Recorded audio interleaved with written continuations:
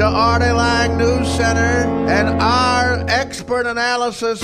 Live at motherfucking 5, over now. Bombshell tonight. A white man driving a stuff in his face. Artie Lang, Don Ho. He's gambling on human lives. Hi everyone, I'm Colleen May. Breaking news from the Channel 8 newsroom. Eyewitness News has learned that comedian Artie Lang was found dead in his hotel room at the Hard Rock. Lang was in Las Vegas for the taping of the Howard Stern show. The hotel has confirmed his death and says that Lang's girlfriend found his body around 7 o'clock this morning. He was taken to UMC where he was pronounced dead. We are following this breaking story, and we will of course update you as new information becomes available. Now go home and get your fucking shine box. Look who it is. Artie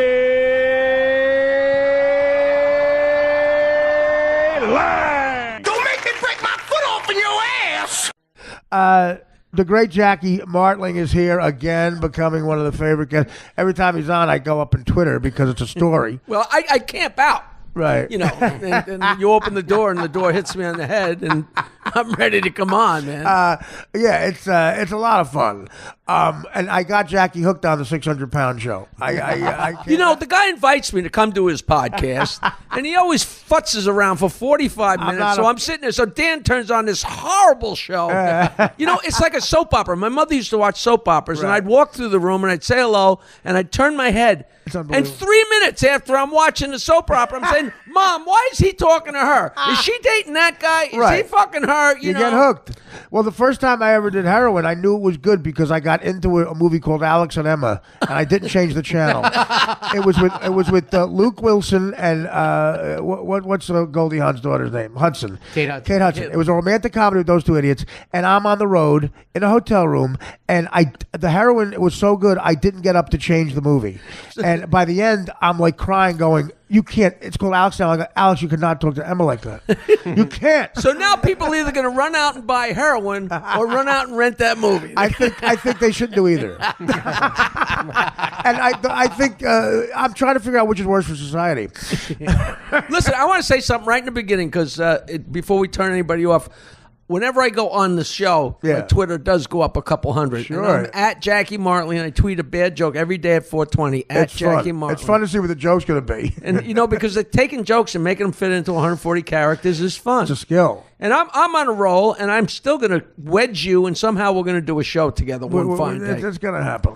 But this is fun. This is fun being here. Yeah. The view is beautiful, and the company's not bad. Well, I said, you know, we do a cheap version of the view. This is the obstructed view. It's a perfect view of Manhattan, only if only the wall wasn't there. You know? Well, listen, you got the Empire State Building over here is like, you can see. I'm telling you, if I ever sell this joint, I'm going to tell a realtor, look at the cruise ship schedules and find out when one's floating by, because every broad, when they see it, it's like, oh my God, how pretty. And one day morning, I was getting ready for the show. It was 5:30 in the morning when I used to be efficient. I got up, having a cup of coffee, and out of nowhere, the fucking Queen Mary 2 floats by. It was the scariest thing ever. It's like, it's like one of these black 600-pound people. You know, well, right in the middle there, you could have a big painting of the skyline. So it's actually... You see the fuck... Now you're going to ruin my real estate. Calm down. Look to your right. You see the Freedom Tower. No, I love it. Where are you getting that? It's beautiful. You look to your left, you see Dan. I love it. Well... If you shut the shades, this is a $50,000 condo. It's unbelievable. You know, it's fun getting on the ferry. It's like, you know, this is an adventure coming. Romantic. Because you have an apartment out in Manhattan. You keep a place, as the rich folks say. As the rich folks say, yes. I'm well kept by myself. I was just watching. There was a guy named Michael D'Antonio who wrote a book about... He's one of these guys who hates Trump, was always on Anderson Cooper. And this guy was alluding to Anderson Cooper's sexuality. But this guy, I don't know. He was flimsy. I don't know what he is. But he was teetering. Right. He was if you're in my neighborhood, if you're teetering, you've teetered. Right. So you know what Mitchell Walters used to say? He's not gay. He's on the waiting list. It's fantastic. That's fantastic. You know what? The whole generation thinks a joke like that is offensive. Go fuck yourself. No. I'm the one moving to fucking Spain. Yeah, Jesus. Yeah, they have a better sense of humor in Mallorca. Which is what I call the fat people, Mallorcas. Jesus. We're getting politically correct. But this guy, the voice he spoke, he was hitting on Anderson Cooper. He goes, Well, Anderson Cooper asked him a question. He goes, well, that's something you know about Anderson. Listen, I wrote this book, and he told me the figure he made for Celebrity Apprentice. And I said, wow, that's small. I said, that wasn't impressive to me. And I thought he was worth all these billions. And listen, Anderson, listen, there's a couple of things in that book that a guy like me and you, wink, wink, nod, nod. He said, wink, wink, nod, nod. And then he did the most... When I hear a guy talking like that, I completely lose track of what he's talking about because I'm dancing to his voice. I picture him, getting rammed. I'm sorry, but he's like, listen, Anderson, and he was Anderson Cooper's getting uncomfortable. He goes, listen, I don't want to go long here, but let's discuss what he's doing with these businesses because it's not right. He had a real low voice, and we have to go, Michael. Listen, Anderson, I'm sorry, I don't want to stretch, but I hope people out there take me serious. Anderson, you're always someone that, for some reason, I DVR your show. I like Shepard Smith. There's a couple of people on the Bravo network I enjoy. But this has become a culture that's so unbelievably offensive. I was listening to Jackie Martling and Artie Lang the other night. Holy Christ. 3 minutes in, there's the gay this, gay that, black this, black that. Fat this, fat that. Fat this, fat that. And I'm not talking about fat with a PH, Anderson. I know you lost a lot of people in that fire, Anderson, who are squatting, as we'll say. Jesus Christ. Yeah. Okay, we have to go. Can I stay right here? Can I just sleep here? I'll wait in the bathroom. The Anderson Cooper pooper scooper. The guy, one of the guys, it might have been that guy. He did something that was so hilariously insulting to Eric Trump, Donald Trump's middle son. He goes, there's a report that Trump is going to leave his business to his two of his sons, right? And that guy said something like, yeah, did you hear that, Anderson? He's going to leave it to two of his sons, Donald and there was a big and he goes, who else going to be, Barron? Fredo. He goes, yeah, no, right, exactly. He goes, Eric Trump is Fredo. He's Fredo. I mean, he goes, and in other words, the pause on and is the most insulting thing to Eric. Oh, God. The only other one it could be is Barron. He's 10. It was, yeah. Narrowed it down. Donald and... It's like when Marv Albert would sarcastically have a surprise in his voice when a shitty Nick would score. I'll go, hand away over to you, and Lee Wilkins gets on the scoreboard. Something else me and Jack were talking about. Every time, the people who don't know the history of the show, and of course you don't expect everybody, it's amazing how many people now are starting to tell me, my father loved you, I grew up listening to you. It's like time is floating away. It really is floating away. Yeah, I'm waiting for somebody to come up and say, my grandfather talks about you. That's when I'm going to hang myself. Listen, those are these people, because I grew up, I first heard you on Stern, I was 13 years old. So my teenage years you helped develop. I'll take full credit. Which is why I'm a winner. I don't think Anthony Weiner should be involved with this. I know I didn't steer you that way. No way. I might have made you into a whore. I told you this. Listen, let me tell you something. Jackie Martling, you better not call him Caleb. I do a bit. I go, you know what, you guys, you young people, you millennials, you can have Bruce Jenner. Take him. You can even have Bruce Hornsby. Someone says Caitlin Springsteen, you get hit with a bat. It ain't born to sashay. Oh, my God. It's like it's a difference in ideology. In other words, my father, again, it was a different time. He was mad. He actually thought people could be steered into being gay. That was the difference. He didn't realize you were born that way, right? And the scary thing about Pence is he thinks you can be cured of it, and it's like, all right, that is so. It's stupid. Ridiculously it's just dumb. Frightening. Yeah, and it's scary. I would be scared if I was a gay guy. You tell me Richard Simmons and James Caan were not born differently? Yeah. I mean, come on. Those sperm came out and everybody flipped the coin. Right? We could go this way or that way. Wow. They call me Clint Eastwood. Now, speaking of which, and this is off topic, I wonder if Richard Simmons watches this fat show of yours. Well, he used to bring 600 and 700-pound fatzos on the Stern show. I gotta tell you something. Richard Simmons was the best guest because of people like you. talk about political incorrectness. They finally found a word for fat jokes, fat shaming.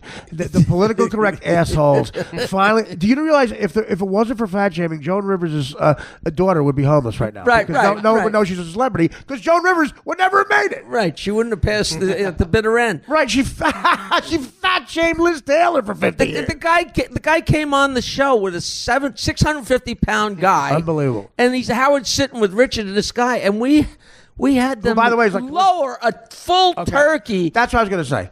This the funniest, the Channel 9 show, which, again, you're looking at one of the creators of it. Okay, it's so funny, but he would bring on these fat people, and 650 is like Callista Flockhart compared to what we have now. And Richard Simmons would have cry his eyes out. A fishing pole with a chicken on it. With a full chicken hanging it over the fat people's heads. And Richard Simmons in those shorts. This is terrible. Right, one ball out. Yeah, like he gave a shit. He's making money hand over fist. With the fat cards and the poker. So now we can't make fat jokes. I'm a fat guy. I'm fine with it. I'm going to make fat jokes because it's like the N-word with black people. I'm fat. I'll say it. I'm going to make fat jokes. You can fat body judging, fat shaming, and Heidi Klum was talking about you shouldn't fat shame. Why doesn't she fuck me, Heidi Klum? Why? Why? Because in her head, what's she doing? Fat shaming. She doesn't like your haircut. Yeah, right. Yeah, right. Yeah. You think I'm not a funner date than Seal? You don't think I could be more fun than Seal at dinner? No. So what's left? Fat shaming. She's a cunt. The bottom line is that people.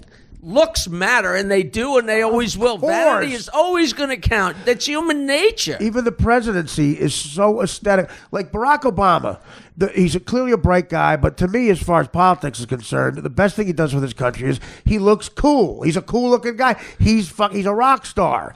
He's got comedic timing. The rest of the country looks at him and goes, "Okay, we might have it together." Some people don't think that. Well, I like him, but there's one thing about him that people don't like. He's eloquent and smart, and like him or hate him, he's a fucking president. Yeah, exactly. It's the office. He's not a buffoon. He's not a buffoon. You got to be. And look, and Michelle Obama with those arms, you gonna fuck with her? She looks like Kevin McHale. Posting up people. She could beat him arm wrestling. She could post up anybody in the paint. Just get it to her. And Obama, by the way, they're showing his biography. He was enormous as a kid. He was a big fat kid. Did you see him? Is that true? Yeah, he looked like Fat Albert. Yeah. He was a big fat black kid. He was Fat Albert. And his father, very white, by the way, very white. Yes. And he's a black president. He's half white guy. What? Wait, no. His mom was white. Whatever. Wait, they both had mustache. Yeah. Okay, but the one who was white, the one who was white was insanely white. Yeah, his mom was white. The politically correct way to say is a little bit of this, a little bit of that. You know what I say? I say he won the mulatto. But again, the white people, we get forgotten in that. And glass half full, half empty. I've always been a president half white kind of guy. I'm a positive thinker. Jesus. Now that's wrong. Yeah, well, no one's listening about my cousins. Thank you. I have a whole theory about Trump. I could get myself in lots of trouble. Go ahead. Well, go right ahead. No one's Trump with the women? Yeah. So he marries a woman off the boat that's not even that famous a model. Right, who he meets at a mysterious party. Right, who's foreign. Yeah. Then he leaves her for this woman who wants to be in show business that he locks in Trump Tower like Cinderella. Oh, he went right by the beginning. And there's Naples, yeah. all the articles in the Post. Best sex I ever had was Donald Trump. Right. And Carla Bernay, is that her name? Is That's right. stalking That's Donald right. Trump. And all these articles in the Post are put in the Post by his publicist. Yeah, absolutely. That's him. Well, of course. Then he leaves her and he goes with another foreign model. Right. But now listen, here's the point of my story. Right. And listen, you're in show business. Really? You know musicians. I'm on the couch with you and Dan. You know musicians. Dan, you listen to I don't really know them. You probably know more than I do. But comedians and musicians and people in show business are the horniest people in the world. Well, because we got our dream and we want to fuck. So our whole lives we've known every horny person, right? Right. All right. You heard Trump on the bus. Out of all the horny people I've known for 70 years, I don't know one guy that ever walked up to a girl at a party or a bar and grabbed her by the pussy. Okay, well, it's not a move that anybody would ever You're not from Jersey. I've seen that. I've seen it. A lot of baseball We're players. not talking about your pussy. Right. I mean, I know, but here's the thing. Don't you think he was just saying that? I don't think he did it. I think he said it to Billy Bush. Don't you think he doesn't do it? You know, I just think I don't think the guy. But you're right. It's I don't think you could talk to a chick and talk phrase that bed, way. Phrase that. I never heard it phrased that way ever. No, ever. Yeah, and there's no such thing as I came on to her like a bitch. That's how a gay guy would pretend to be a womanizer. True. He misused the word bitch. I came on to like And then first of all, who buys a chick furniture? Before you fuck him. Yes, and Carla Bruni probably had some nice ottomans. And supposedly Carla Bruni, he put her up for a week in a hotel, and she had all her friends in, and they drank and ate, and he never came near her, and it was all on him. Listen. She's the French president's wife, right? The first lady of France. Clearly, remember the days when that mattered? Yeah.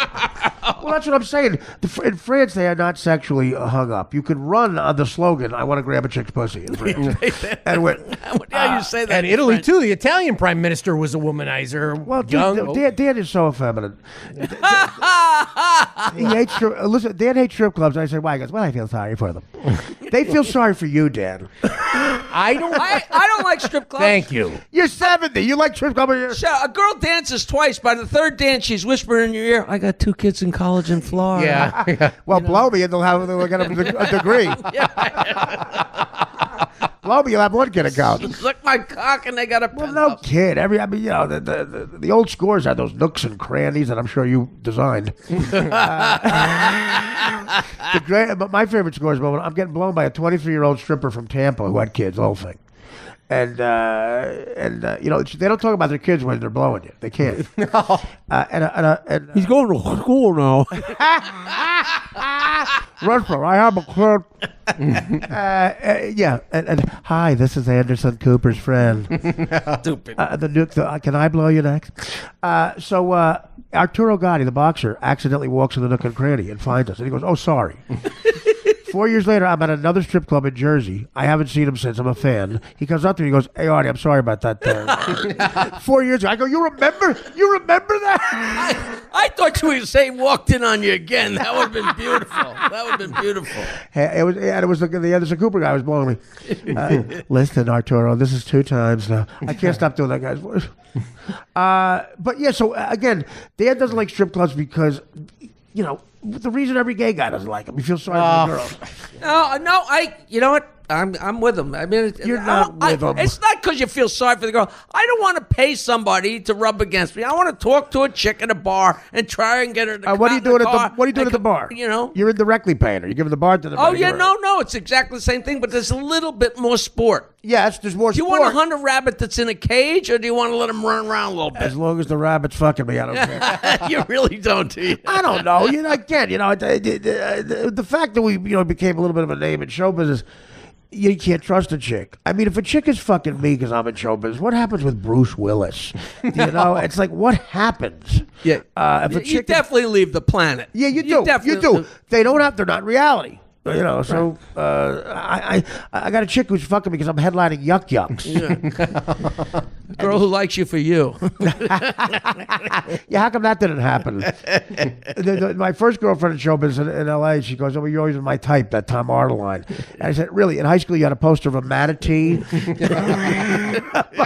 Jesus. Instead of the guy from, Married with Children. But Dan's being very quiet. Are we being offensive? No. You put your head down. Well, listen. I can't stay because where are you going? I promised that I'd help work on Stuttering John's political. Well, leave now. Okay, we have to talk about our friends. I walk in here. The 2 things that Danny Filato does is puts a fatso on the television and hands me the announcement that Stuttering John's running for president. Okay, here we go. I'm like, holy Christ! Here we go. You ready? Now, he's living for you to give him this kind of publicity. Well, I know. Well, he's going to get it. Which is fine. He's going to get it. John Melendez Twitter, which, by the way, has 14 people. Any Californian knows we need change. Spare change. Hey, wait. Every New Yorker knows I need change. Jesus.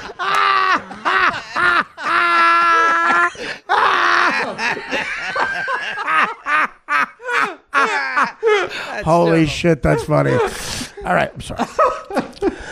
Well, you know, I hate doing that to a guy who's always nice to people, and not from a rich politician, but from a poor, whatever he is, not from a rich politician, but instead from someone who knows what they're going through.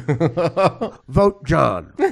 All right. I saw a bumper sticker of him today. It said, "Vote for me."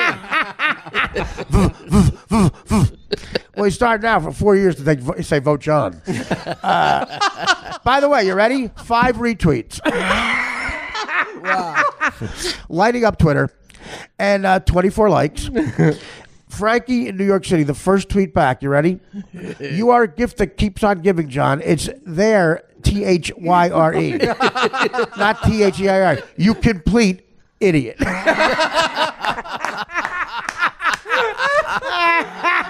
The campaign is scorching. And he spelled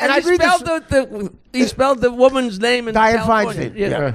Who we all know did a great job, according to John. And he misspelled her first and last name. By the way, I'd read the second tweet, but there isn't one. He tweeted that this morning. That's how many he had about an hour ago when I printed that. Okay, for you people in California who are going to if you're starting to invest in the Vote John campaign,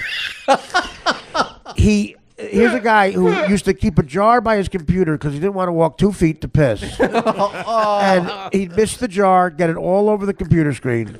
And when his kids their fingers would stick to the screen from his urine, he would laugh. Oh, God. Wow. Vote John. So you and I have sunk to talking to each other, and he's sunk to politics. I mean, really, there's nothing, as Woody Allen said, it's like a step above child molester. By the way, very ironic. Do that math. Oh, you got to watch Hannah and Her Sisters, Jack. In 1986, a Woody Allen movie, there's a Thanksgiving scene with an 8-year-old Soon Yi running around. And you got to think, when did he want to fuck her? When did he start fucking her? When did the heart start wanting? When did the artist want what the artist wants?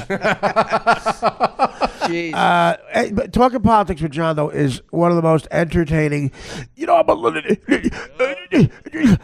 because the more worked up he gets. Yeah, right. Liberal. By the way, John is going to do as publicity. He's doing the countdown for New Year's Eve. You better start now. I was teeing you up. By the way, John just said 10. Any California knows. That's my favorite. I laugh already. Any California knows. Like he's a Californian. Right. He moved there 3 seconds ago. Right. What happened to Massapequa? I'm waiting to get Jay Leno's endorsement. Yes, I understand. Listen, any California knows we need change. And I know John needs rent. Yeah, you know, I kept them around, but maybe I wasn't doing any favors. Listen, I realized 2 months in that I gave the single most coveted voiceover job in television history to a guy with a speech impediment. Oh, my God. I like to, I got to tell you how much fun I had with the guy. Yeah. Well, Did I ever tell you? the fun we're having now, fat shaming. He moves to Bayville. Did we go over this? He moves to Bayville. Well, he moved right next to you. Well, yeah, he moved a couple. It's the first time I met you. It was at John's annual party. His wife wanted to move to Long Island. He said, well, I'll move if we can go to Jackie's town. So he moves to Bayville. And he says, well, Jackie, you drive in every day.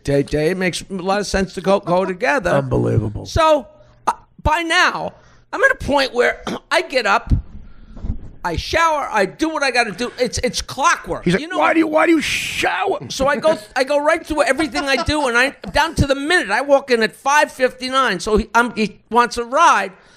I pull up to get him at his house. The house is completely dark. I can't beep the fucking horn because it's 4:30. It's 5 o'clock in the morning. That's so great. So what am I going to do? All of a sudden, I see this silhouette.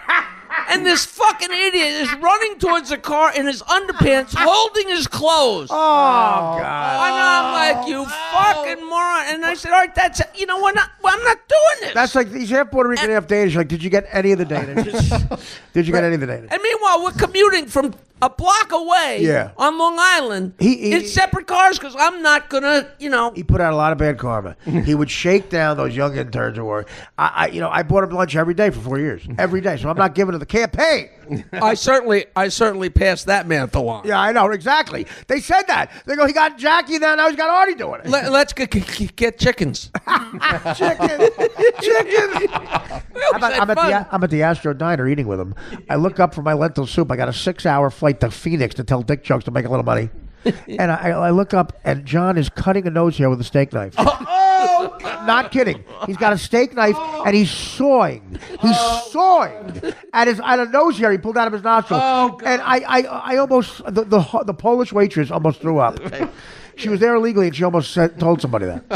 I got to get out of here. Jackie, let's go to the Friars. Oh, yeah. That's Jackie, can I be a... Fryer! So great. So fun. He didn't understand why, people thought you were funnier than him. And he wanted that chair, dude. He hated me. He doesn't admit this, but when I was sitting in that chair to look like I might get the job, he was giving me death stares because he thought he was going to sashay into that fucking job. And I said, what makes you think you're as funny as Jackie was?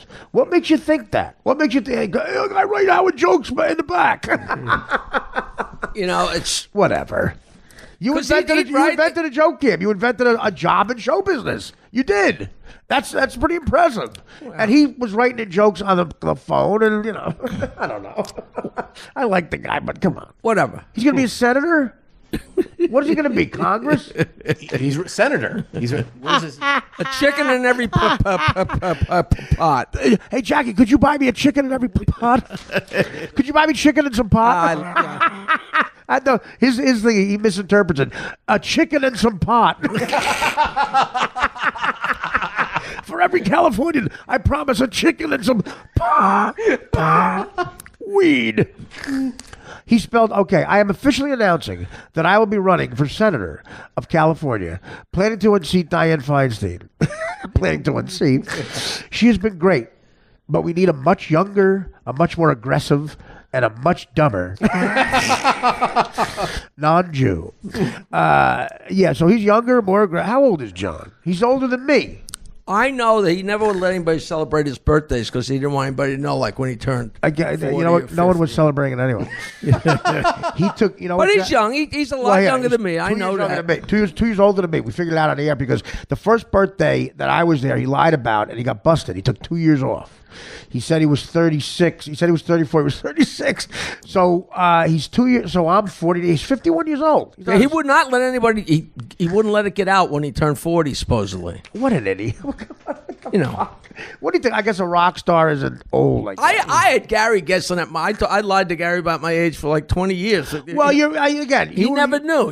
You're from that old school show business thing. It's like that did help. But I'm 1,000 years old. Well, listen. I thought you told me you were 998. Okay, and a much needed change to handle the challenges, the many challenges we face in this great state. Wow. Dianne and Feinstein, spelled wrong. That entire thing, by the way, one sentence. Now, he's going to be calling you for equal time, and I think you should just say here, if you want to, what's your platform? He's got to have a platform. Wouldn't you love to hear his platform? He's got to have, tell me he needs 3 good ideas. I've got to, well, he hasn't had them in 51 years. Like his first good idea is, I need 2 more ideas. It's like, what's an idea? I got 3 IKEA stores. I'm saying for the record that he's a maniac, but I do love him. Let me tell you something. You do too. Of course I do. But John doesn't take busting balls like we take it. He can break chops, but we do something like this, like, you're pretty nasty to me. Nasty to you? Whatever. I got reports from people about how horrible things that he said about me after I left the show. I never listened to it. Whatever. Listen, let me tell you something. Let me tell you something, Jack. Okay, who cares to a certain extent? I understand what you're saying, and you're being a nice guy, but what he proved was any way Howard was blowing, he's going. And that's difficult when a person's entire existence is based on the approval of one guy, and they will change their opinion based on that. That's a dangerous person, and it's not a friend. And I'll say that right now. It's not a friend. Well, and you know, I were a never guy, checked you up, pushed never back- listened. Okay, you, You know what pushed I mean? back on even Howard's ideas because you were your own man. And let me tell you something. That means that person is more trustworthy than a guy who doesn't do that. And I learned that floats with the wind. Exactly. I learned that going in. I said, I never changed my agent to Howard's agent early on because I would say it's on, Howard never gave me shit about it, but I couldn't believe Fred. Well, we talked about this. Yeah, no. I couldn't believe Fred and Robin had the same agent as Howard. Who's that agent making happy? Go on and fight with yourself for me. Yeah, exactly. Well, you had the best line you had with Fred. Look, Freddie's a genius, but again, he doesn't want to rock the boat. He's a good guy. But you said to him, Fred, it's America. You can ask for more money. Yeah, we're on a show that, quite frankly, we did kind of help for him. That makes $1 billion a minute. You're allowed to. You're allowed to ask for more, and they're allowed to say no. Exactly, and But they it's did. but But you're the only one who asked. Right. If two people ask, it's harder for them to say no. That's the point. It's right. But God forbid, You got to admit, though, Howard did think, a lot of people thought, like, when you left, it would fall apart. In a way, it did, because no, you were never replaced. I had a much different role in that show. I was not good at the job you had, and that's the reason he kept my mic on. I tried to write jokes, and he didn't use any of them. I could not write in his voice. So, in a way, the show completely changed. But not in a bad. Well, it was just different. It was different. I never thought it was better or what. I actually thought as a fan it was worse. I'm a Jackie fan. Jesus. But it was never about. Again, we talked about this too. Me and you were never at odds ever. I can't believe you guys are getting together. Oh, you're on the show. You guys are friends again. I'm like, what the fuck? Yeah. We talked about this off the air. You know what? Somebody tweeted today. Underwear. It said I was coming on your show. They wrote the ex-wives club. They wrote. I actually laughed out loud. Again, it's like it's not. If you can see how happy we are, other people left the show. Maybe not that happy, but one's going to be a senator. Well, and I guess we'll be calling him for favors. How about absolutely, John? Can I get a parking ticket? And he won't even answer the phone. Artie, quite frankly, it's out of line. If he wins this, how fast is Casey making a poster? Oh God! Oh my God! Or Ganji. I loved all those guys. Ganji. I see Grillo all the time. Grillo, I see all the time. He's got a great job, and he's working on with a good guy, Roy McDonald. He's working with, and what's he doing now? They do the light. Roy invented this great light for movies and television. Doesn't Wasn't give that off Edison? doesn't give off any heat. A light that doesn't give heat. Well, you know what? Neither does Grillo. And he fits right in. Oh, poor Grillo. Grillo doesn't give off any heat. They had a heat-seeking missile for Grillo. It didn't find him. No luminescence coming off that brain. A heat-seeking missile. But they're great. They're really great, and I see them all the time. Grillo's the greatest guy. He's a straight shooter, and that's a guy who doesn't blow in the wind. That's a guy who tells. Well, that's what I mean. Hey, look, he had a bicycle chain. I'd see him around New York. He sounded like the ghost of Christmas past coming in. And I said, "What are you doing?" He goes, "I'm delivering pizza." And he always did something to make money. He's a hustler. He's always kept his head above water, and now he's got a great job with a great firm, and it's good. Would you trust John? Would you trust John with money? What was that? Jesus. In the coffer, in the government coffer. If I'm sitting here, by the way, he is a coffer. You're sitting here with John, okay, and your wallet's on the table. You got to get up and take a shit. Right. Do you take your wallet with you? I say, listen, if it's going to stay here, John has to keep clapping his hands. I have to go, John, you have to do something that you've never heard at one of your shows. Now that's wrong. I know it's wrong to say it. It's not incorrect. It's something he would say 1,000,000 times. And thinking, oh, come on. Artie. That's a great thing. Oh, you just ruined my relationship. You said I was cheating on her. Oh, come on. I haven't said you. I'll call you. I'll call your girlfriend. Let me call. I'll try. No, I love you. I know, exactly. I love you. Come on.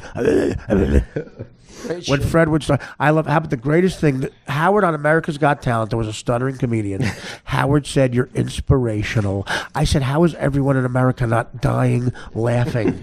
An inspiration. Did they ever address that on? No, on never the radio did. show? Never did. And I'll tell you what. Could anybody have played the clip immediately after that of Fred literally making John suicidal? Every time John opened his mouth. That's Howard's got $1 billion from that, not from calling a guy inspirational. Jeez. Heidi Klum. Heidi Klum is giving shit to Jewish comedians on America's Got Talent. She said to my friend Dan Natterman, "You're really offensive." She's sitting next to Howard Stern. Everybody's so full of shit. I know. Everybody just is so full of shit. But you always were a good guy too, Jack. By the way, you never publicly gave me shit. And you could have. A lot of loyal fans were mad at About what? Give you shit about? I mean, about the fact that no, you never were out of line and saying, because I never was either, but attacking me just for the sense that I was there, because a lot of loyal fans were upset you left, not at you, at the show. And you were always a good guy about it. That's what killed me was that they were mad at me. Like I didn't quit the show and leave. Right. I asked for more money and I didn't get it. You acted like an American. You can get mad at that, but they hated me for that. Because I put making money. What's wrong with made that? more important than them, and it's well, yeah, no kidding. It is more important than the fans. Yeah. I don't care about the fans. Of course, the fans care about money too. Jesus. Jesus.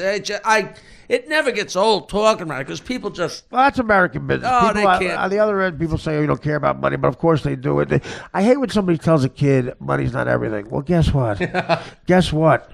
It's more important to be kind. Try to be kind to your landlord and see if he lets you stay. But I came across as some kind of hypocrite because from the day they met me... And I was a hippo. I was always the hippie. I don't care. Right. I don't care about, I drink...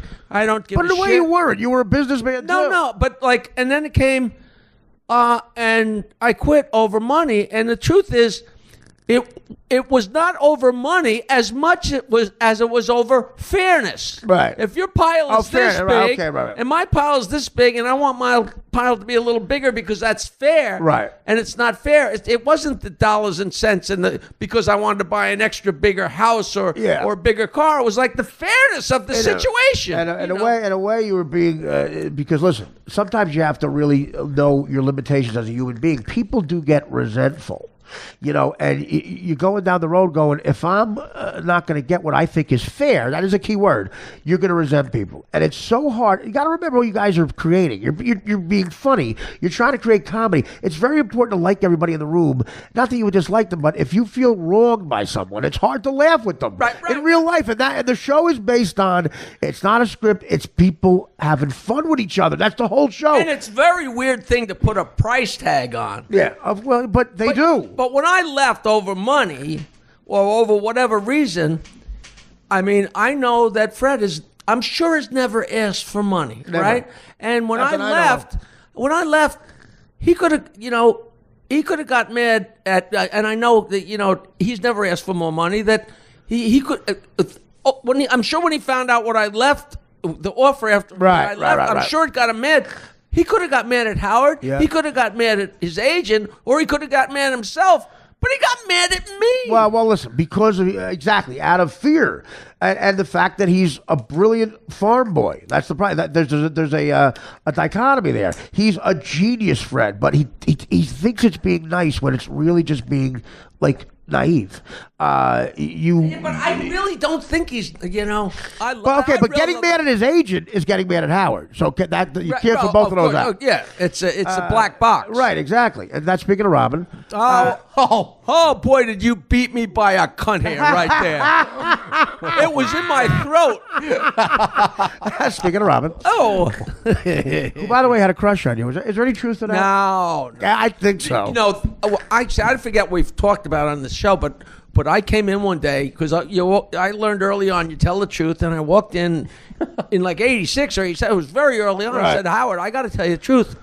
I had a really vivid graphic sex dream about Robin last Right, night, and everybody's absolutely. like, "Well, that's pretty wild." I said, "Look, I don't have to make this up for the show," and I really did. Yeah. And a couple of weeks later, like Robin come in, she says, "Howard, I got to tell you something. I had a graphic sex dream about Jackie, and you know that was the hardest thing in the world for her to say." Absolutely. But she's a team player, you know. Look, and again, that's what made the show. Your honesty made a bit that lasted for years and years. It's I got so sick of fucking her, though.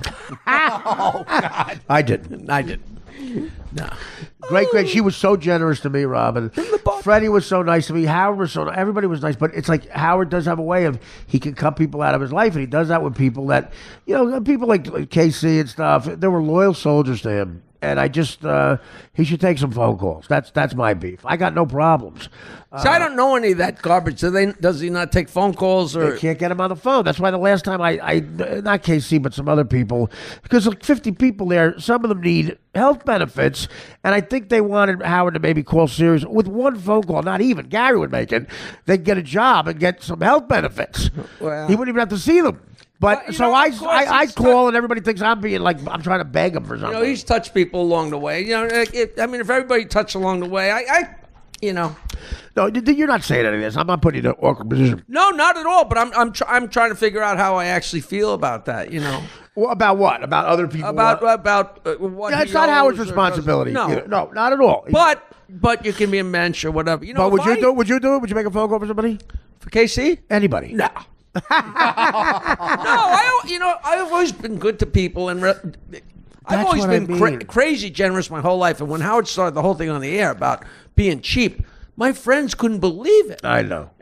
But he knew that he's a genius. He knew that was pushing a button in me. Exactly, button pushing. That's what he's good at. That was brilliant. It was astute. Which is why Trump is also good at button pushing. Which is true.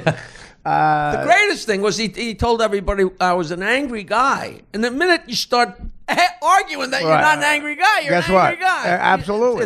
That's brilliant. the problem. And that's brilliant. I always thought that was brilliant. Somebody, this guy got, there was somebody on CNN, I think, some of these people on Twitter are so stupid. They said, they tweeted something to a Trump supporter, hey man, you're against peace. You're against peace and love. That's what your party's about. And if you don't stop, I'm going to kill you. That's a paradox. That's always great. I got to take a diabetic piss. Kill for war. More about John's. How long have we been talking for? Because I want 40. All right. More about John. I don't ever get the John show, but his picture, announcing any Californian knows. It's so funny. All right. Are we back, Dan? We are back. Do not air some of that shit at the beginning. Don't give it to someone who will either.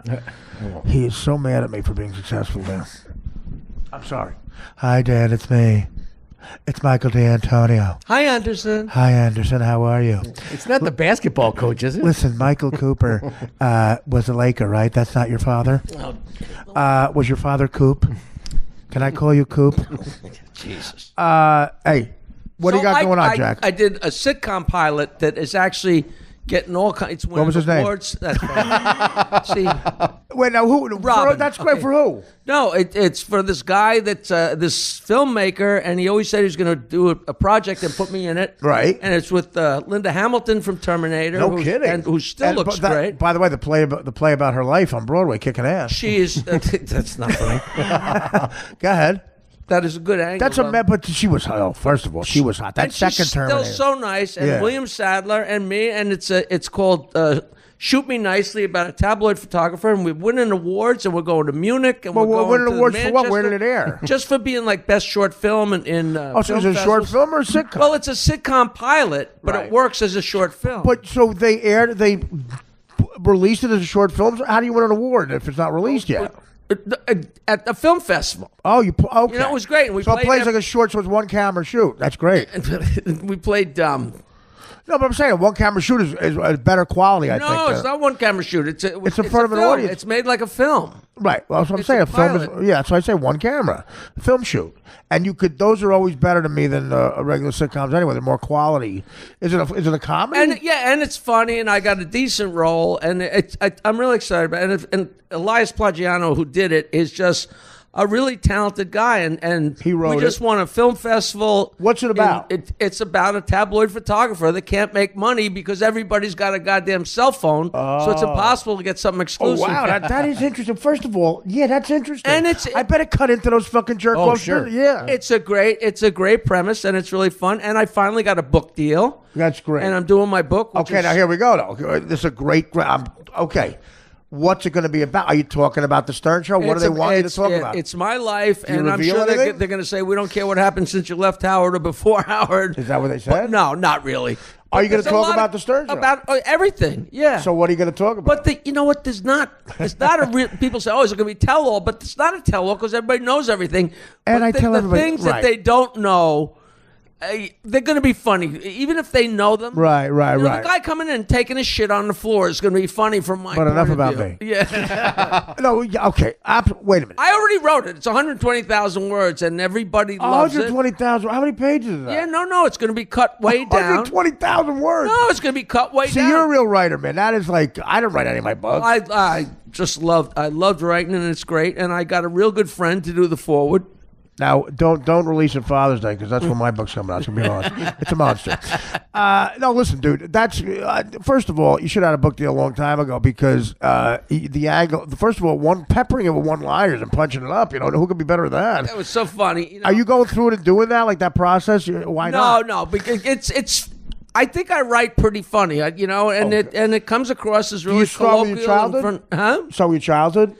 Yeah, you know, I don't know how much of that's going to make it, but you know, I came from a wacky, I'm interested in that. funny family, and there's a lot of funny shit took place, and you know, it's going to be interesting to see what's interesting to people and what's not. Well, I got to tell you, Jack, as a Stern fan, I think a lot of people think that I would be fascinated on your childhood. You know, It's a question of.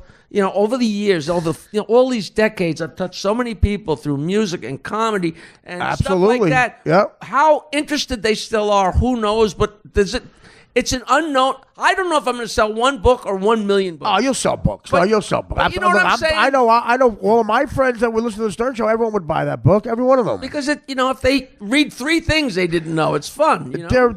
Listen, when you're a fan of somebody, especially in comedy, I'm always fascinated by their childhood. And to tell you the truth, I don't know a lot about it because you never really talked about it. And I think everybody who listened to the show when I did, it's a lot of people, and those people buy books. You know, And you know, I used to tell stories on the show, but you know how it was. I'd tell a story, and Howard and Robert wouldn't laugh because they thought it was funny to make me look like an asshole. Yeah. But people would come up to me and say, "God, we love it when you tell a story on the show." They're some of the best stories So ever. you know, I'll just say this: Harvest Moon, 2 words. That's all. So that should be the name of the fucking book. Well, absolutely. Well, you know, we'll have you on a bunch of times. And they're doing a documentary on me. So Who is? my old radio partner? And Well, can I speak on that? you better. Yeah. Okay. Thank you. You know. This is okay. You better say something nice, though, Here's my fucking point. Will Howard speak on it? No way, Jack. I'm not gonna. No way. You know what? Because he's an asshole. No, don't say it. I'm not going to embarrass. I'm saying it. I'm You're not going saying to it. embarrass myself and ask him. How okay. And you know, if I don't- 17 fucking years. 17 fucking years on the show. Case in point, dickheads who give me shit on Twitter. This is not Jackie talking. I'm mad at him. 17 years he helped create the fucking show. No, he gets no, rid of no, it when he you asks for more can't- money. I know he won't sit down for 20 minutes and talk. No, Artie. whatever. You can't yell at him because I didn't. You know, I I'm didn't yelling at ask you. him. You're not. I didn't ask him. And that the fact But that it'd be you're really afraid- funny The 'cause fact that you're afraid to ask him is crazy. No, I'm not afraid to You ask said him. you're afraid to look like an asshole No, because no. you don't want to look like a jerk. Well, I just don't want him to say That's fear. no. Because you know he's going to say Yeah. no. But if I don't ask him, And it'll no one always else- be all he had to do was ask. Now you know what, Jack. I'm mad for you, man. I love you, and I know it's you so don't. I know you're. This is not you talking, but and you know who else ain't gonna with the new regime over there with that red-haired cunt is Robin ain't gonna say yes because she's afraid. Neither will Freddie because he's afraid. Nobody will. Nobody over there will give you the decency to give you what you deserve. A couple of minutes of his fucking time. No, but you know- the guy who made my show hilarious for 17 years. People who are a fan of mine, you know, I jumped on that show when it was a that show was already iconic when I got on the air. All I could have done was fuck it up. And a lot of that had to do with the gentleman standing to my left, right, my right. Honestly, and think about that. You know the dynamic. I didn't want to ask, my second book came out, similar to you. They paid me a lot of money for the second book because the first one did so well. And they said, look, we want to advertise on Howard. I said, don't ask, I'll ask. But I didn't want to because I knew they were going to say no. I didn't want to give him the satisfaction. That's exactly. But okay, but that's so exactly. But that's on him, not you. So anyway, I say, okay, they were paying me so much money. I said, I'll do you the decency of asking. I ask Gary, goes, let me ask him, calls me back the next day, and the smug fucking voice goes, it just isn't going to happen. I'm like, okay, it just ain't going to happen. Great, thank you. Bye. I didn't want to keep talking because I would have fucking driven there and hit him with a bat. Okay, so after that happens, they called me up 2 weeks later and go, Art, we've never seen this before. I go, what? He goes, we tried to buy ad time. They wouldn't take our money. You know what? We've never seen that before. Is staggering. Because a commercial they didn't have to read. He wouldn't even have heard the commercial. So it's totally removed from the show. It's capitalism. They wouldn't take me. This is the first person on radio who never took our money. Boy, I mean, so what did I do? What did Jackie do so wrong? Not to make a Jewish joke, but holy Christ, is that Sophie's choice? And then here's the reason why I don't have a bitch and you do. I'm more mad for you because Howard did me solids that he never did for anybody else. I think I was younger. I think he looked at me as a fan, and he had affection of me because I had so many flaws, and he wanted to help me at one time. Which is like he wrote the foreword for my fucking book. He let me put his name on the cover. Howard did me favors he never did anybody else. Howard owes me nothing, and that book was like I just didn't want to hear him say no because it hurt me. I'm mad for Jackie. No, but I'm mad for Jackie. Why can't he sit down? Wait a minute. He didn't. First of all, he didn't say no yet. I got to come. When I went there and said I'm doing a joke book for Simon & Schuster, and they asked me if you would do the forward. And he said yes before I finished the question, and he wrote a magnificent forward. The forward he wrote for me too is unbelievable. So okay, well, so he that might just shock the piss out of me, but I don't want. How about this? Maybe he would say yes. No, and he might, but I don't want to put him on the spot. Like Jack, why don't you? Yeah, if you really do think that, ask. It's a big deal.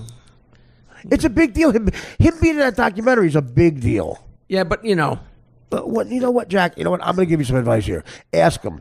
I didn't think you had that much confidence in him saying yes. So you're on the fence. So do you think it's 50-50? If you think it's 50-50, you have to ask him because it's a bigger look. You got to give the guy props. He's the biggest fucking name ever. He's the biggest star anywhere. And you helped that show. The show's going to be a big part of it. You should ask him because it's that much bigger, man.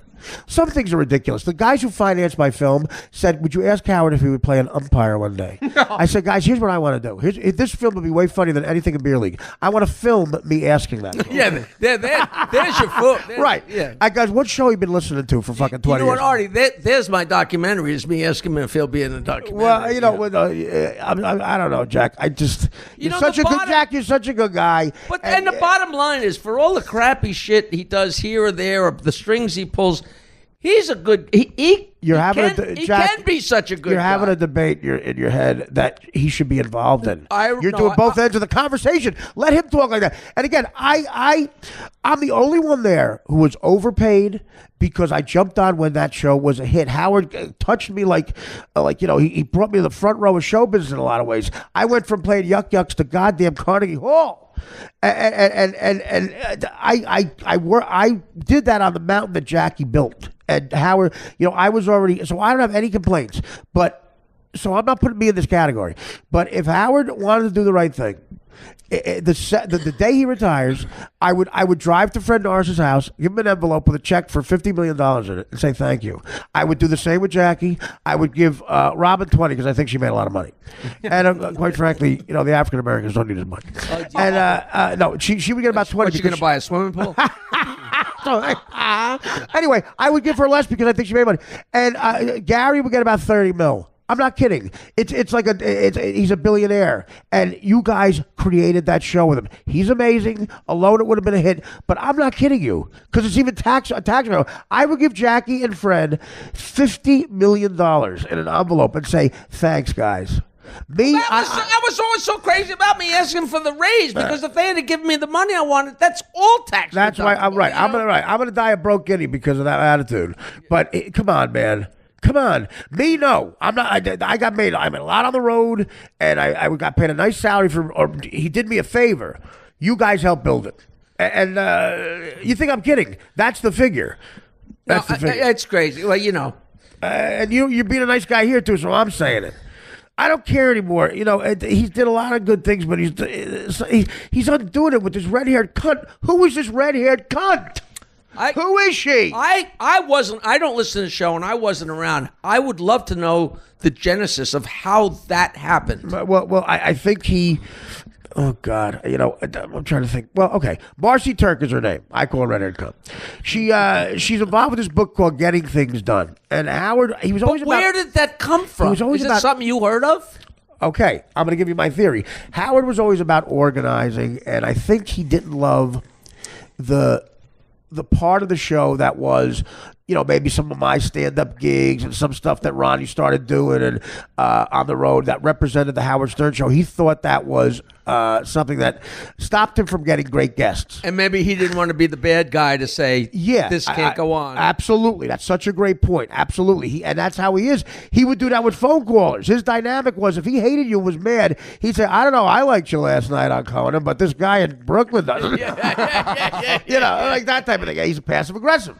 He's brilliant. He's the king of marketing, blah, blah, blah. And we give him those props. Everybody gives him those props. But, you know, that can get tiring, too. He wanted that, what you're talking about, but I think he also wanted to, I think he, like a lot of great artists, he hates sycophants. I would tell Gary, kissing his ass the way you do, a guy like that doesn't like you more. They hate you. They have no respect for you. You become a suck ass. You don't have to do that. You're valuable to the show. It's like eating too much candy. It's like, ugh. Exactly. And if the candy's a sweaty Italian guy from Long Island, forget about it. And look what it did to my teeth. All that stuff, exactly. All that. I say you don't have to always put up with that. But, okay, there's that. And there's the fact that I think he wanted to look more, oh God, how can I put this? Streamlined. Presidential. Like the show should be regal. The way you know, the money it makes, and the people that yeah, I think you saw the Jimmy Kimmel's. I think Jimmy and his friendship had a lot to do with it. Jimmy's putting on a tuxedo. In other words, it's not the ragtag ragamuffin. Yes, but that humor he that's not dumb. Like what Jackie and I do, it's not dumb humor. It's still smart. If you're funny, it's smart. It's just about a different subject, you know. And he mastered it. What's wrong with that? I think he got older and he didn't want to do all that anymore. And I think he thought these people could show him how to, you know, streamline the show and make it more. That's the only way I can put it. Jimmy Kimmel's friendship with him, I think, had a lot to do with it. I love Jimmy. He's a great guy. But Jimmy was a guy that Howard saw as a fan of his. Jimmy was hosting the Emmys, hosting the Oscars, and Howard always saw himself as a guy who could have a talk show on ABC, but people were scared. And I think, you know, the truth of it is, I think he wants to be more like Jimmy Kimmel. He was always a ball buster and the outsider and the guy taking shots at everybody. But the truth of it is that he wanted to be in the room with the Jennifer Aniston. Such a good, another great point. He had his nose up against the window pane the whole time. Oh God, you hit the point on the. And when he realized, wait, I could get in that room. But all of us as fans thought differently. Here's where the betrayal comes with the fans. And he owes them nothing. And he gave them entertaining shows, as did you, forever. But I read an article about F. Scott Fitzgerald and Hunter Thompson, the two writers. Both were guys that came from nothing. Both guys wrote about the upper class that they were not a part of when they grew up. F. Scott Fitzgerald clearly got depressed because by writing about them, he became one of them and he wanted to be one of them. Hunter S. Thompson wrote about them. When he had a chance to go into that fucking room, he shot it up. He was always the rebel. He was always the guy you thought he was. Howard always Hunter Thompson kept the fuck you. Yes, and he kept it real in a sense. Like, I'm always this guy. I don't want to be a part of you. He said to people like Sean Penn and Johnny Depp, you want to hang out with me? You got to come to my world. I ain't going to you. And they did. And they would have done the same for Howard. He could have been the one guy who made all this money and would have had fans more loyal and could have said, fuck you to political correctness. Instead, he broke that window down like Fitzgerald and Thompson, and he did the F. Scott Fitzgerald. He goes, no, I want to be at your wedding. I was always the nerd who wanted to be in the in crowd. You represent. He put a certain amount of people on the table and pushed other people off the table. And guess who doesn't belong in that room, Jack? Me, you, Benji, Freddie, and he abandoned all them and all his fans to go sit down with her, and that's where they felt betrayed. I thought he would have shot up the room. He sat at the room and said, fuck you. If you're not cool enough to be here, you're not allowed to talk to me. And the way I'm going to do that is hire this broad. And so people who've been there for 30 years can't talk to Howard without permission from this cunt. That's why I'm mad. Is that now? You hit the nail on the head, Jack. You hit the nail on the fucking head. Wait, is there any truth to what you just said? Yes. And I'm not going to say how I know that. Oh. I'm not going to say how I know that. You need permission to talk to him from red-haired cunt. Mother, may I? Would you put up with that, Jack? There's a dress code in the fucking office. What happened to rock and roll? What happened to rock and roll? What happened to Harvest Moon? When somebody said they can't wear T-shirts to be on the radio at 6 o'clock in the morning anymore, I was like, I really thought that was somebody's making a joke. You know, because we used to leave the Stern Show and walk into the Friars Club in T-shirts. But I was like, I didn't care who looked at us because we just came from the fucking trenches. And we you're just entertained millions of people. The greatest thing is about the fact that the hierarchy, all the salesmen on one floor and you guys, you know, not making a dime of what you guys make because they're conformists, coming down to your floor and you're dwarfing their income wearing a goddamn weed shirt. Picture of a marijuana plant. And enabling them to make a living. Of course. On us. And, you know, look, I really think, and I've never said this before, I really think Jimmy Kimmel had a lot to do with it. I think he looked at Jimmy and saw a guy who deep down he doesn't think Jimmy's as funny as him. He doesn't think he thinks Jimmy rips him off, as a matter of fact. But he loves Jimmy because he's a good guy. And he goes, I should be hosting the Emmys. I could. And you know what? Howard's right. Why isn't he? Body judging. Fat shaming. I'm telling you right now, all the people he's sucking dick for right now, they're the ones who kept him away from the Emmys because he's a 6'5" guy who looks like a pelican. It's all optics. It's optics, and he won't play by the rules. He proved that. You guys were such rebels, and that's why I loved you guys. You used to say, Jack, you might even wrote this. You might have been the guy who said it. Drew Barrymore's life would be perfect if not for you guys. And you guys kept it with we had that. The guys I worked construction with put on, the day after the People's Choice Awards, we had someone who would say, that sucked. Play fucking clips of some idiot talking about their movie. And goofing on it. And their mother. And oh, come on. Come on, the news. I wanted to. Listen, it's a great country because I said out loud, working construction, guys, what I want to be is a comedian and one day go into the news with Jackie and maybe Gilbert as a guest and do the news on the Howard Stern Show. And every comic of my generation who's worth anything has the same fucking opinion. Jeff Ross thinks that way. Attell. Norm Macdonald. They wanted to do that, or you're talking about the way things are now? Well, no, they want to do that. And when I went in there with Norm, and I looked to my right, and I saw you and Freddie, and I saw Howard, and I said, I'm in show business. I was already in it for 5 years. I had been on network shows, sitcoms. By that time, honestly, I was a self-made millionaire from show business. I was very proud of that. But until I walked in and saw you guys, I said, now I'm here. And come on. We all thought he wanted to fucking get in that fucking room to say, fuck you, Aniston. And he wants to be there. And I think Jimmy and other people in his life had a lot to do with that. I've never said any of that out loud. And Jack, you're so perceptive. The nose on the window thing, and he has to stand back forward for that nose. I wasn't going near that. I know, but I was. And I'm not. Again, I'm not mad at it. He'll never talk to me again. Talking like this is too honest for him. I wish he could understand how much I love him and what he did, and that's why this is weird to me. But he does what he wants to do. He does what he wants to do. You can't be in both rooms if you're gonna. You're right. You're right. You're right. He can't go to one of those parties after he's trying to do that. Somebody down. Yeah. You know. So it's hard. I'm going through it. The first time that happened to me was the movie star Paul Rudd, who's a good guy, on the air doing Robin's News. And you do 15,000 hours in this career on radio. You forget what you said. He came up break balls about everybody. Right. Everybody. Nobody. The rules are about. Kevin Smith, the director, got mad at something we did, and he claimed to be a fan of the show. And my theory was like, I said to Howard off the air, I said, dude, if you don't think the rules apply to him, fuck him. The rules apply to everybody here. You don't give anybody a pass. That's what they love about you. Well, yeah, but that's the beauty of it. Right, that is the beauty of it. You stay true to it.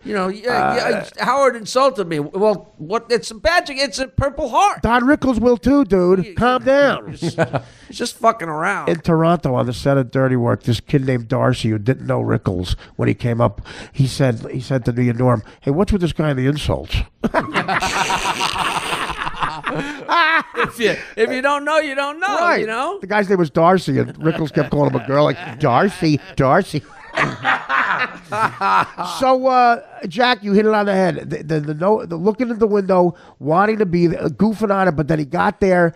And, wait. Now, here's the question. And we thought he was F. Scott Fitzgerald. No, we thought he was Hunter Thompson. Hold He on. was Fitzgerald. This is the question for the ages. Go ahead. In the beginning, Yeah. when he went on the radio and said, I want to be on the radio, Right.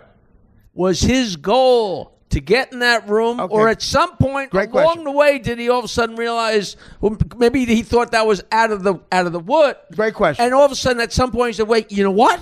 Yeah. I could get in that fucking room." Yeah. Okay. I think can- you know- think from the beginning, deep down, and maybe he didn't even know it in his subconscious, he wanted always to be in that room and be accepted because that he wasn't in high school. He was the nerdy kid who was brilliant, and inside he knew he was brilliant, but couldn't talk with the in crowd. And what the cast of Friends that represents the in crowd of show business. Let's face, they're the pretty people, Right. Who aren't an out. Like, But he knew his only way, the only route was to be totally fucking outrageous and crazy because right. he's brilliant enough to know if you're Yes. a little outrageous. And he's brilliant at that too. Right. And he hired the right people. Like Trump has put together a cabinet. He put together a cabinet in the beginning. That's an analogy. You, Secretary of Jokes. Fred, Secretary of Sound Effects. He was Dorothy on the way to Oz. That's and all. even finding Robin is such a huge thing because she's brilliant, a great auditor, a great broadcaster with a great storyteller, a great laugh and a sense of humor. Big the fact that knobs. she was black did help you guys. Oh, I mean, it did help. I mean, it freed it up. It made it more of a rainbow coalition. If it wasn't by design, it certainly Of course. appeared by design. And it wasn't, though. That's the great thing. It was organic. He just said, look, this guy Jackie's obviously perfect, Fred.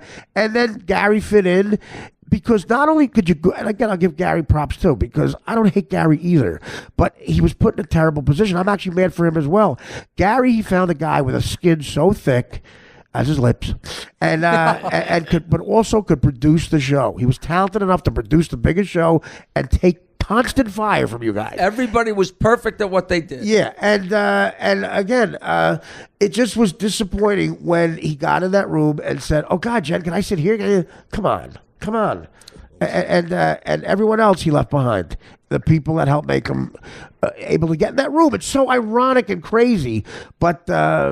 Now, when this woman came aboard, or however she did, first of all, I never met her. Did so this is all she theory. give him marching orders, or did he give her? All I know are orders? stories. I know this. Gary, the entire time we were in Sirius, wanted a bigger office. He thought he needed more room.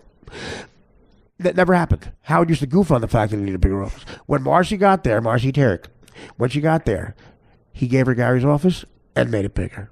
That's what I heard. Oh my If that's God. not an emasculating fuck off. Is that true? And then in front of everybody, in a board of people, Gary, for some reason, Gary begs for it. I can't believe this happened. And a bunch of people told me this, so it's true.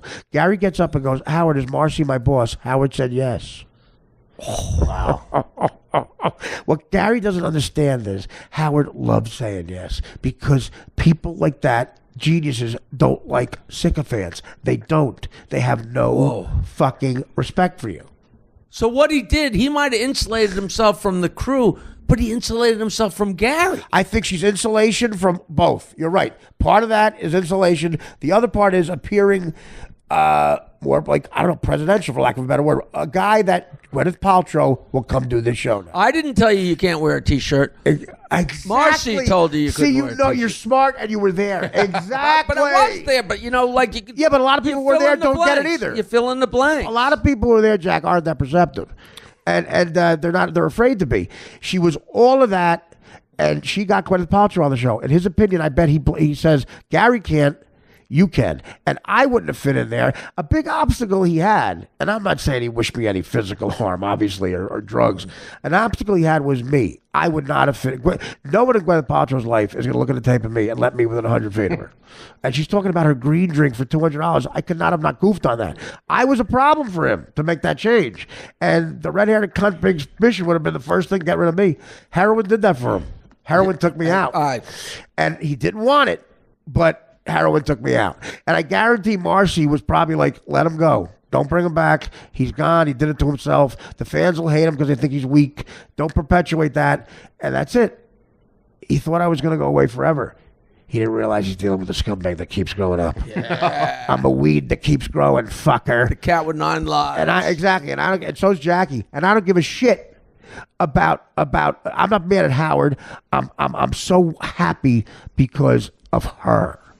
I hate her, not Howard. Now, listen, I think he's a good guy, okay? He's a great but guy. I also think, and I really believe this, if somebody said to him, Howard, one of your stocks just went up and you just made $14 million this morning. Yeah. And also somebody said, did you hear, Jackie tripped and broke his nose? Right.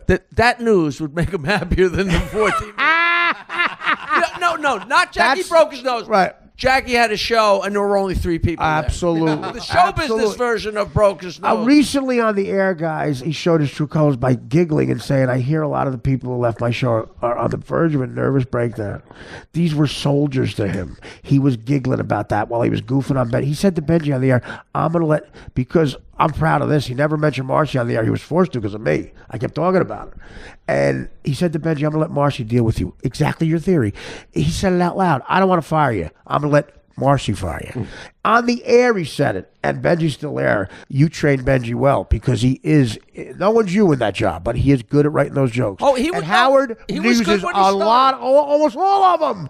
How about giving Benji some props if you're not going to pay? Well, hey, this kid's good.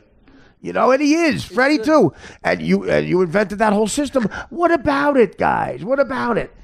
And don't call up after the show and say, Artie, you're obsessed. I'm not. Jackie's here. We have the Stern Show in common. We're having a conversation a lot of people think is entertaining. I'm not obsessed. He's obsessed with me. I was there for a decade, and he doesn't bring up my name. It's like I didn't exist. That's calculated. Because of the red hair. And I don't know. People are saying how many shots he takes at me all the time, but I don't know if they're playing old shows or new shows. Well, that's the other thing. That's the other thing. They say, Art, it's great. You must love it because it's like you're on a sitcom that's in syndication. We hear you every morning still. And I say, great, but one guy's getting paid. Yeah. It's like if Friends in syndication, just David Schwimmer. I don't even tell people anymore that I don't get paid for any of that because they don't believe that. When we went over, when the E! Show went to Howard TV, we had to sign something like a thing Don Buchwald sent over that was like the Iliad. It was this thick. Right. And Stunner and John wanted to get a lawyer to look at it, and he was delaying the process and getting people mad. I said, John, listen, Jackie proved one thing. If Jackie get knocked down that mountain, nobody can. Just sign it. You know what's going to happen. Do you want the job or not? Because there were a lot of things. It wasn't. They're going to drag your balls backwards over the parking lot. Wasn't a union job. That's the other thing. I was in every union, and my lawyer said, Art, you're going to Sirius. You're going to be in trouble. If it's a very high-profile show, if you get caught being in the union, doing a non-union show, especially one that high-profile, they can prevent you from working for a year and fine you $100,000. Do you think Howard's going to pay that $100,000? No way. And I took that risk because it's the greatest show in the world. Absolutely. And I never got caught. But my lawyer, because he was a great lawyer, had to tell me, all right, I have to tell you this. Yeah, but, 100 G's and you don't work for a year. Because if he didn't tell you, you could sue him. But everything, here's how the world goes around. The unions, it's a conflict of interest. You don't think they're scared of Howard? He's a media mogul. He can fuck with you. So it never would have happened because of that. My lawyer couldn't tell me that, but as a guy who's kind of street smart from the port, I knew no one's fucking in the union with Howard. But the elephant in the room is why can't they pay union wages? Come on. Again, I know. It's saving how much money? Anyway. A few dollars. Jack, I love you, man. What do you got going on? Tell us again. Thanks to doing your podcast and Gilbert's podcast and going on with Gilbert's not allowed on. Gilbert's not allowed on the show anymore. I can't even do that. People think he's the greatest guest of all time. Gary said to him, "We don't take comedians anymore," as he was booking a comedian. Yeah, no. When I did Gilbert's podcast, he said he hadn't been on there in 4 years. But I was on. Howard doesn't look at him on the. How he met Howard on the street. Howard ignored him. What is that about? Please. Who's obsessed with who, guys? What is that fucking about? But I go and do Opie and I go and do Anthony. I do too. Talk about it. It's so much fun. It is a blast. But I have a whole new prominence. I'm working theaters again. I'm working the Levoy Theater on the 21st of February. That's great. 21st of January. That's a great theater. Yeah. South Jersey. Guys, I'm telling you, I just worked with Jack. It's something I always knew, but you get reminded. I just did the Gotham That's a year ago, by the way, with the Gotham. I know.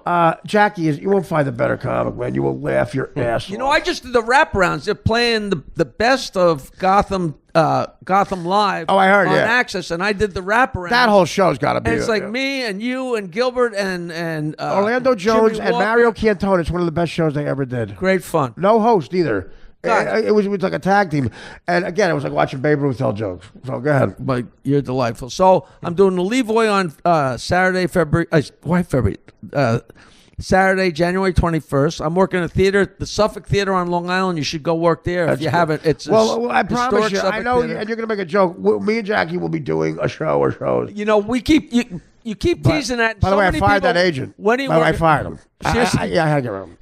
But they're all like, "When are you doing a show with Artie? When are you doing?" I had to fire him, but that was one of the main reasons too. It's going to be fine. 2017 is going to be fun. Put it that way. All right. At any rate, so stay healthy. The 27th of January, I'm at the Suffolk Theater in Riverhead, which is fantastic, and the now I'm completely going blank. I don't even. Well, dude, but I'm doing all It's not a theaters. live show. You can record it later because I want to end with this from Stuttering John Melendez. I will not be corrupted by big government. I'm going to wait a minute while you laugh. Is this a new tweet? Yeah, new tweet. Yeah. Three new tweets about John, by the way, running for U.S. Senate. I will not be corrupted by big government. Lobbyists. By the way, period. Then he says lobbyists. Starting with lowercase letter.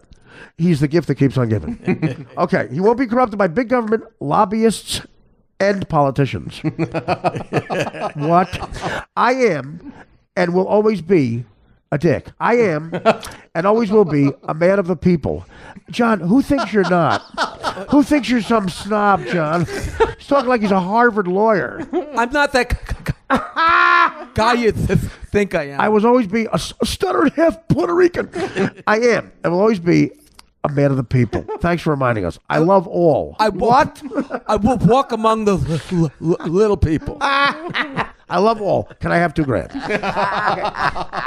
Hashtag vote John. Okay, next. I have a serious agenda. Serious spelled like Sirius Satellite Radio. I'm kidding. Jesus. I have a serious agenda. In my audition for the Tonight Show, I said nigger.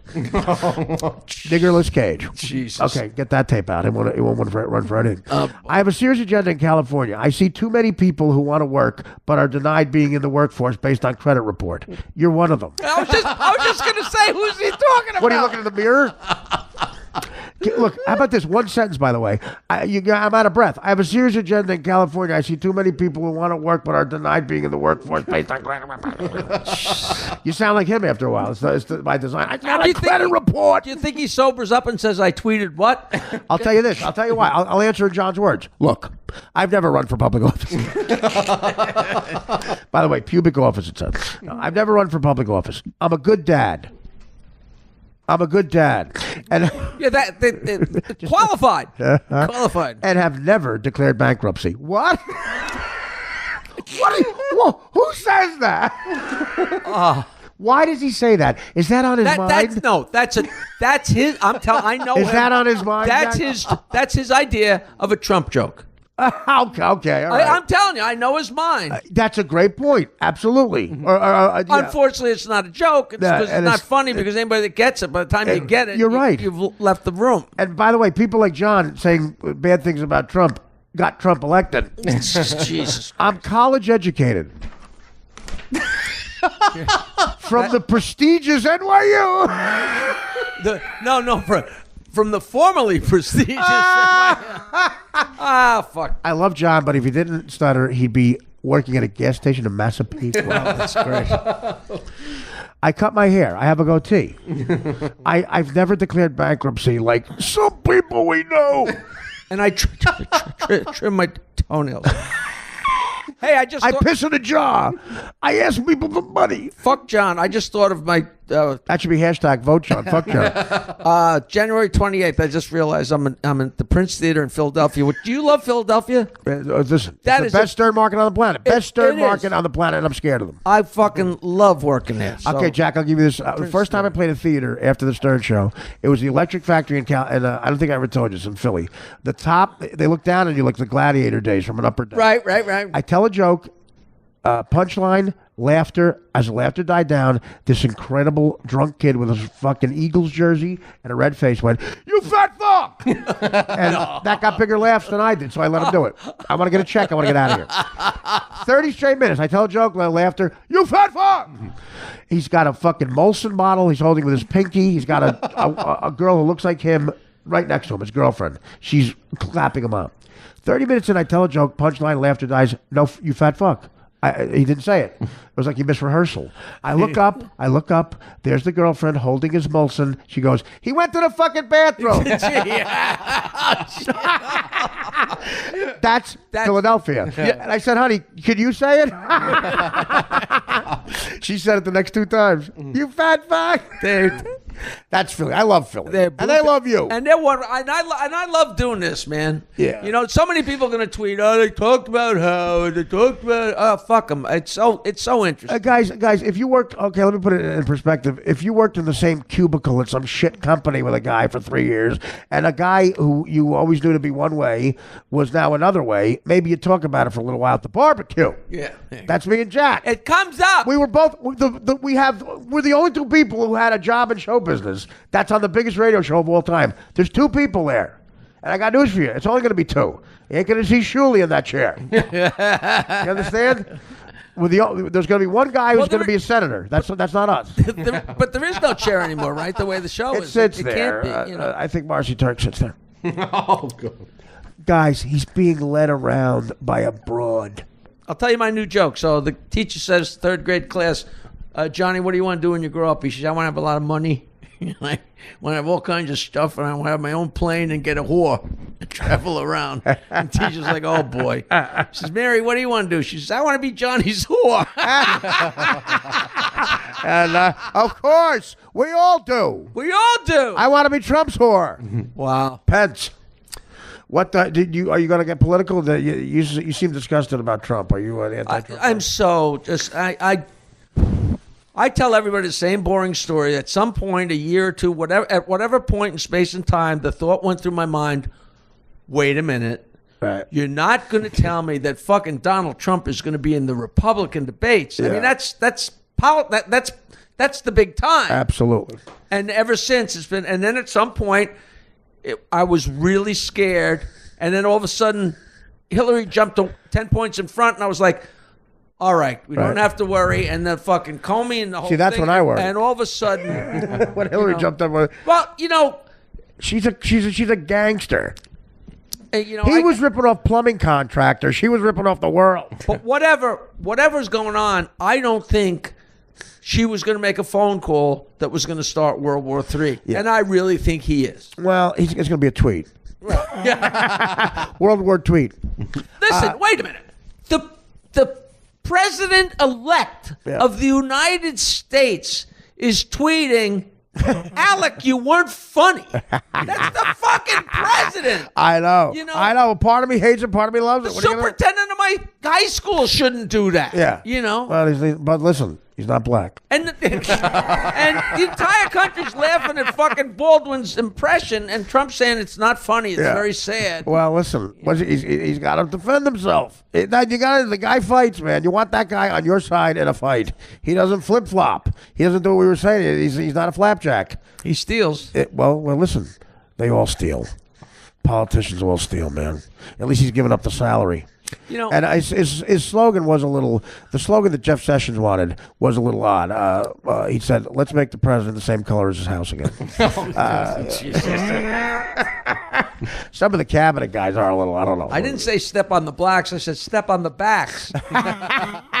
You know, the Secret Service said during the first snowstorm, Obama is the easiest president to protect in a snowstorm.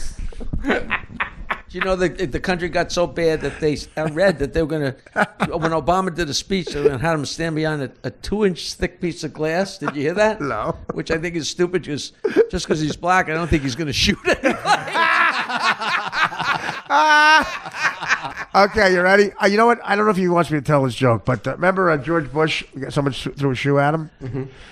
He goes, I would never. Some Republican guy goes, I would never throw a shoe at Obama unless it needed shining. Now, see. And with that, as a joke teller, I will tell you that is so offensive. But it's a good joke. It's funny. It's a crafty Well, the guy who told me he's one of the best joke writers of all time. Jesus. But I'm benefiting from that because a lot of liberals in showbiz write these great jokes that I'll use, but they won't. And they don't dare. Jack, I love you. I love you, dude. And remember this. I have a serious agenda in California. I see too many people who want to work, but are denied being in the workforce. He's not credit. Credit report. Hey, when is this? Fuck, John. When is this going to air? Do you have any idea? In about 10 minutes. No, tomorrow. It'll be yes, tomorrow. Oh, really? All right, so Wednesday I'm at the Parks Casino. I thought this was a come Jack, out. why don't you just, when we get off there, just go up there and just rattle off the blood? No. It's not live. People wouldn't recognize me unless I slug my shit. I love you. Hey, I love doing this, man. Great. I'm coming back. I got some blood work back. I won't be alive in 2 weeks. Just come here and host it. I'll take care of it. Dan, thank you.